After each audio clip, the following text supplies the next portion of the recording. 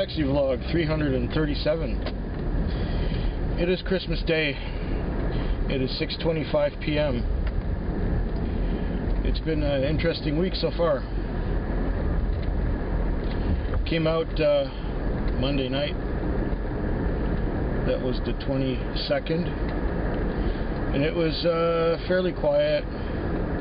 It took me till about 11 o'clock to break even.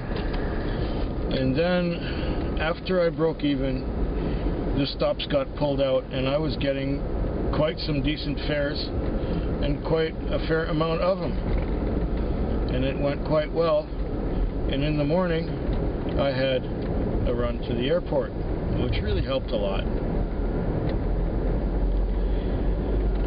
One funny thing about that Monday night is I believe it was a new moon, judging by what the moon is doing tonight, or what the moon has been doing last night too. At one point, I was sent to a shopping center to pick someone up, and as I'm pulling through there's this crosswalk that goes across my path, and there was this woman standing on the opposite side, and she was looking the other way. So I wasn't going to stop for her since she wasn't in the crosswalk, and she clearly was not pointing in the direction of travel that would send her through the crosswalk. But as I drove over it, she jumped out at me and said, "Asshole!" I thought nothing of it. I figured, well, I didn't see her because the pillars on the corners of this car are really thick and heavy, and it's hard to see people at night, especially when they are dressed in black and do not have a light on.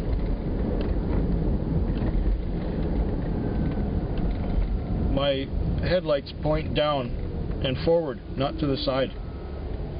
So unless there's a bright light shining on you, I can't see you.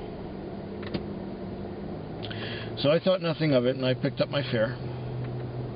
And I have to come around through the parking lot and come back the same way. Now, I didn't piece two and two together, but there was a woman standing on the opposite side and facing the other way.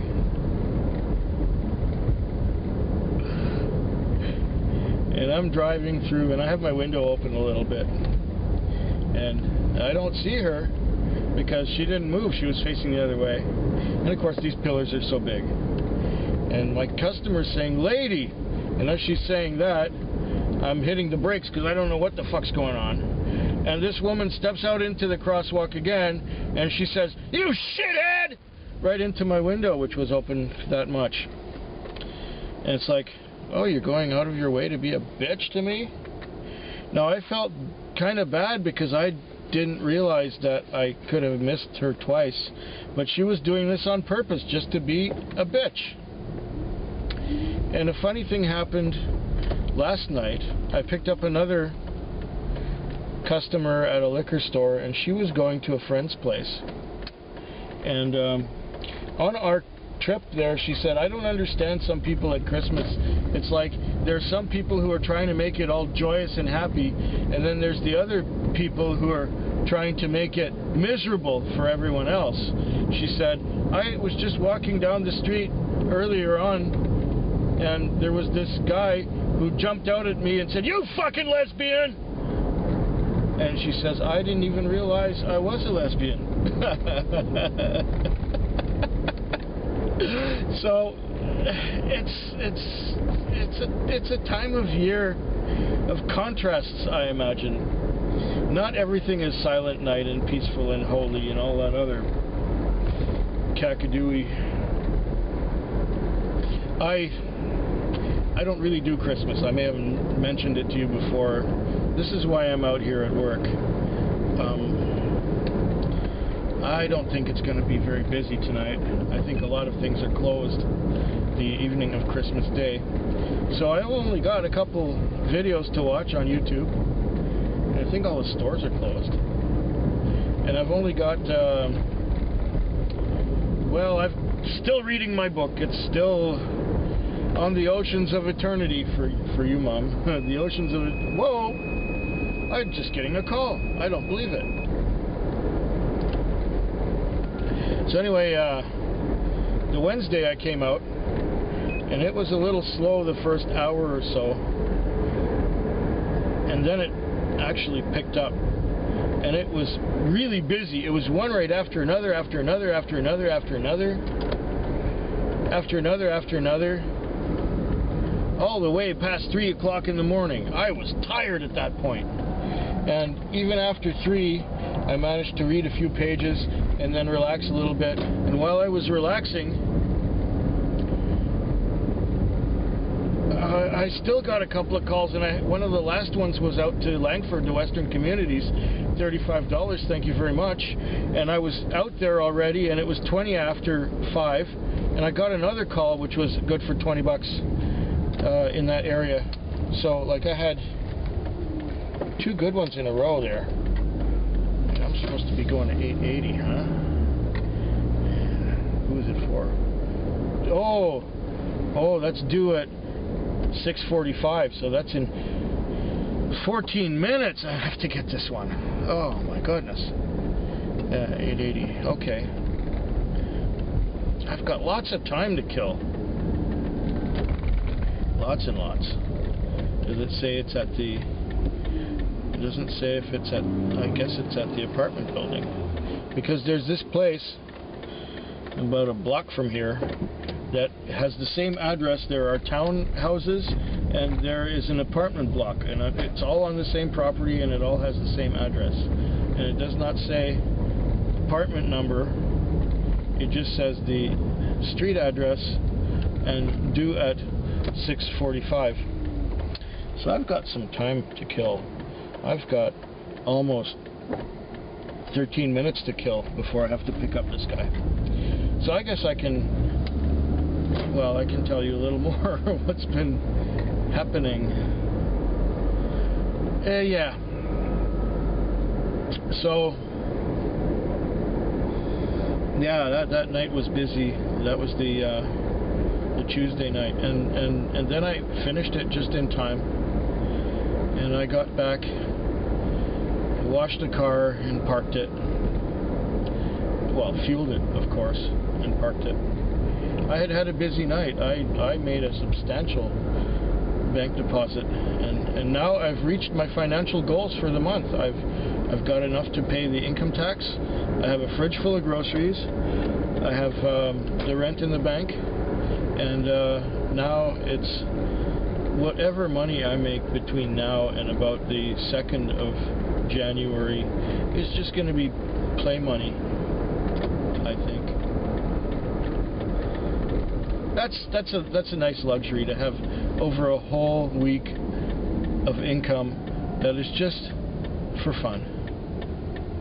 Of course, I'm going to buy some whiskey. That's one of the things that I still enjoy a lot. Just to have a couple of drams and relax. And it's teaching me, I think whiskey is teaching me to take my time and take things more slowly and not be in a rush, because if you hurry it, it doesn't taste as good as when you take it slow. Yes, in the morning after work I had a quick dram of white and Mackay to get started, and then I thought I would tackle once again the Ardbeg Ugadal, which I did, and it seems to have settled down a little bit, and I overwatered it. I drowned it, and I should not have done that. I should have tried it neat first, but I thought, oh man, this stuff, you gotta give it a dash of water and then let it sit. I think I gave it a little bit too much water before letting it sit. I should have tried it neat first. But you keep making mistakes until you finally get it right. And then when you get it right, then it's right on.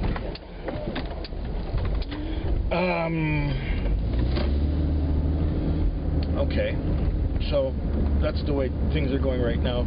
Last night, the Christmas Eve was the hour or so, the first half hour was quiet again. And then it started to move.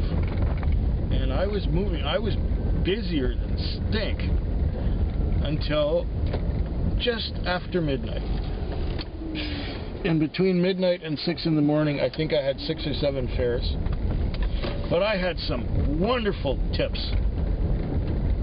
I had these people with an $11 fare give me $30. And I said, that's too much. And they said, no, it's not. And I had several people, you know, with $10 fares give me 20. And so last night, even though maybe on paper it doesn't look really good, the tips were pretty good. Pretty phenomenal. I think I made over $100 in tips alone. So that was the Christmas Eve. Now it's the night of Christmas Day. I still got 10 minutes till I gotta pick this guy up. Yeah, so last night people were in a good mood. People were relaxed. There was not a lot of traffic. Not like on Tuesday where there was crazy traffic until about 9 or 10 when all the stores closed, and then after that nobody was driving anymore. Everyone was drinking. So that's what happened the night before Christmas Eve. It was, you know, all the shopping and stuff was done. But now all the stress of the season is gone. Now there's no more worry, there's no more hassle, there's no more hurry. I think it's going to be quite a relaxing night tonight, and I'm going to get to read a lot and relax a bit, and maybe even catch up on a bit of sleep, because the last 2 days were, last couple nights were quite tiring and taxing. So I guess I'll come back to you tomorrow or Saturday morning and let you know how tonight went, unless I just am aching to tell you about tonight at the end of this shift. So anyway, I'll let you know what's going on the next couple shifts as soon as they happen. Well, I'm at the place where I'm supposed to be, and I still got 8 minutes till the guy's supposed to come out. So we'll just pull in here and talk to you sooner. I just got home. I just walked in the door. I'm tired. The night was after I stopped vlogging. I got a call, and then I got another call, and I got another call, and I was busy. I was smoking busy. I was non-stop busy. I was getting, at one point, the call was half an hour old, but that's the only one that really got old. That was around, I don't know, 8 or 9 o'clock. Anyway, I worked hard, very hard, and at one point, and people were nice, and people were generous, and people were terrific for the most part. But then I had this one fare that went out to Langford. And when I was in Langford, I dropped that off, and I got sent to another call out there. And as soon as kids get in and they start talking yo dog and homie, it's like, oh fuck, it's yo dog and homie show. And then they were loud, and they were obnoxious, and they had probably been drinking. I'm sure they were drinking. And they had also most likely done maybe a bit of cocaine. I don't know. But they were kind of high. And they just asked me to stop in the middle of the road rather than pulling off over anywhere. And then the guy started throwing money into the little cup holder next to me on the console. And I don't like when people do that. And then this one's getting out, and that one's throwing money in, going out. And then the one in the back said, let me out, let me out, let me out, let me out, let me out, let me out. It's okay, fine. We have this stupid safety feature where you have to push the button marked park to open the doors. No, I thought that was the worst. But then I got sent to another call, and I called them when I arrived there. And we're out in Langford. We're out in Western Communities. It's about a $30 fare from Victoria. Anyways, after waiting there for 10 minutes, this couple comes out, and he said, oh shit. He said, they woke me up for this. Oh, okay. And then she comes out and says, "We're going to Victoria. Can you put on 94.3?" Oh, fuck the radio. So I have to stop the car so I can figure out getting the 94.3 radio. And then we turn the corner and start to drive. She says, "Where are you taking us?" I said, "Well, you want to go to Victoria, right?" She said, "Well, yeah." And then I said, "Well, I'll take you to Victoria." They gave me a street corner, an address, and start driving towards there. And then she says, "Well, did you bring my booze?" And he said, "Well, I brought some booze." And he shows her, and she says, "I don't drink vodka. Let's go back." He says, "Well, we don't have the money to go back. I can't afford to go back." She said, "Oh, come on, you got to go back." And he says, "No, we can't afford to. We can't spare the money."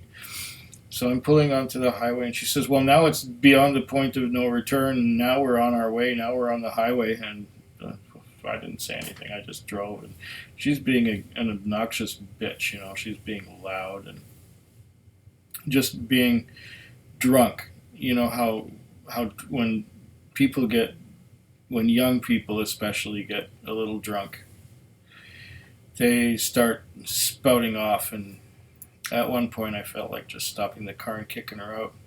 And then she said, "Oh, gee, this is going up pretty high." And I looked at it, and it was like $10 on the meter. And she says, "Well, stop and let us out when it gets to $14. And I'm thinking, you're joking, right? And then we were driving a little more, and then the guy says, "Oh, it's already at $12. So anyway, we keep on going, and I pay no attention to that, and it gets to 15.55. And she says, "Are you going to pull over or what?" "Well, I thought you were joking," I said. She said, "No." I said, "Okay, fine. I'll pull over. If you insist, I'll pull over." So it was like 15.55, whatever, on the meter, and the guy gives me, says, "Put it on the credit card." I put it on for $14, and there they were in the middle of the highway. Let them out. I mean, what else could I do? So they were about the worst fare I had. They wanted to play the radio. They were drunk. They were yelling about booze, and they were being super cheap, spending only $14. Well, they didn't get quite halfway home. Too fucking bad. And then she says, "What's your name?" So I tell them, "My name's Andy." And she says, "Well, I'll be sure to keep you in my prayers." What does that mean? As if it's my fault that it's a $30 plus fare to get home and you only got $14? I don't get that. Well, anyway, not long after that, at about 1 o'clock, 1:30, it died. Business died. And I sat in a parking lot, and I got sent on a call. And this call was a street not too far away. It was called Dale Street. 909 Dale was the address I was sent to. So I went there, and it was a house on a corner behind some bushes, and the light was on at the house, and I pull over to the house, and I start dialing the phone number, and nobody answers the phone, so I'm going, okay, well, maybe they'll come out any minute now. Then my phone rings, and she says, "Are you a taxi driver?" I said, "Well, yes, I am." And she says, "Well, where are you?" And I say, "Well, I'm right outside on the corner of Calumet and Dale, 909 Dale." She says, I'm at 909 Deal, Deal. And I said, "Oh, well, I'm very far away from that. I'll have to call the dispatcher to send you another car." Because, it was like she was almost blaming me for being at the wrong place. But what I was given was 909 Dale, not 909 Deal. It's not my fault the dispatcher didn't hear them right, or it's not my fault that they didn't speak up clearly to tell them exactly where they were. So then I got back to my parking lot, and I was reading my book, and I'd read like half a page and fall asleep. I'd doze off, and then I'd wake up again, and I'd read a few paragraphs, and I'd fall asleep again. And, since we were so busy before 1 o'clock, when the adrenaline's going, I'm going, but then when there's no action holding me awake, I just crash. and this time I crashed again, and then I was sent on a. I was sleeping very soundly, and then I got sent on a call, and I'm going to the call, and I'm halfway there, and then it says canceled by dispatcher. Okay, fine. So I go back to the parking lot. I read a few more lines and fall asleep again. Well, now it's like 5 o'clock, and at 6 after 5, I get a call. It's a 5:20 time call. So I rush on over to where the call was originating from, and it was this guy who was going going to the airport. He's going to go on a trip, or he was going anyway. And I had to take him out to the airport, and we got out to the airport, and I guess the airport parking was full, and so cars were lined up on the sides of the street on the road that goes to the airport. Like, they didn't build a multi-level parkade for the airport. They just have a big parking lot, and the parking lot was full. So maybe in the future they're going to put another layer or two, make more room for parking, because Victoria is not shrinking. If anything, it's growing. And they put in more condo buildings and more houses all over the place, but they have to do something about the infrastructure, and they have to do something about the airport. It's just a couple of years since they expanded the whole thing, but now they're going to have to expand some more, because at times the departure area where you drive up to let people out is not big enough to handle the traffic, and now the parking is not big enough to handle the parking. What else? So I took the guy to the airport, and then it was I had 20 minutes to come back into town and fuel the car and vacuum it and wash it. Well, the roads were kind of greasy and dirty, so the car was getting dirty. I didn't wash it, but I did manage to vacuum it out, and the mats were still pretty clean, so I just shook them out and vacuumed the carpet, put that together, fueled it up, and brought it back, and day shift guy was there waiting for me, and I got in my car and came straight home. And so I have one more night to work this week, and it has been a busy week. It has been tonight. I exceeded all. It's the best Thursday I've had, for a year for sure. And then now there's Friday coming. I don't know, Friday just after Christmas, a couple days after Christmas. I don't know how it's going to be. But this was the Thursday. This was the 26th. No, the 25th. This was Christmas Day, and Christmas Day was the busiest one so far. I'll get back to you about 24 hours from now, or a little sooner, and let you know how the Friday went.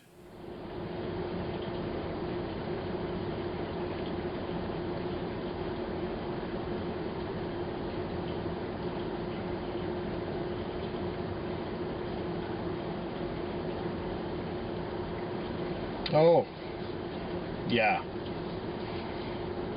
I'm reading.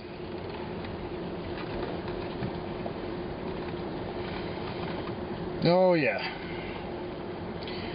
Well, for a Friday night, it never really picked up.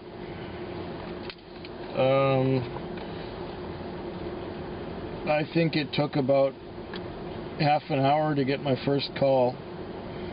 And as soon as I dropped that one off, I had another one right away. But then, I think I sat for an hour waiting for something to happen after that.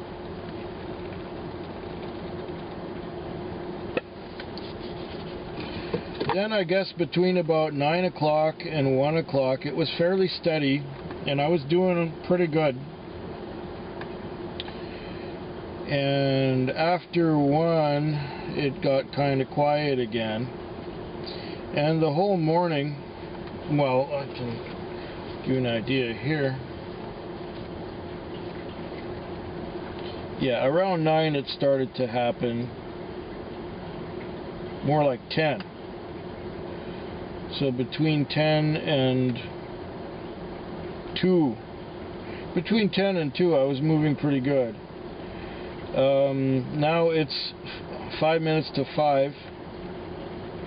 I cleared at 1:48, and then at 3:04 I had another trip which lasted until 3:20, and now it's 4:56. So it's been an hour and a half since I cleared, and it was an hour and a half between calls before that. Yeah, you know, you had the day before Christmas, the night before Christmas, and then Christmas Eve, and then Christmas Day. So people were partying and drinking and turkey dinnering and all of that stuff for 3 nights in a row. Then on the 4th day, they spent the whole day in shopping malls, and so after that they were all tired and didn't want to do anything. So it's been a dead Friday, which I don't mind too much. I don't mind too much because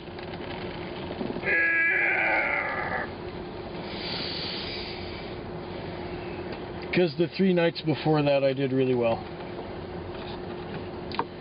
And there's 1 hour of my shift left to go. Hopefully I get a time call that goes to the airport like I had yesterday, but I'm not exactly holding my breath. I think I'm going to go back to reading my book. And I hope yours is better than mine.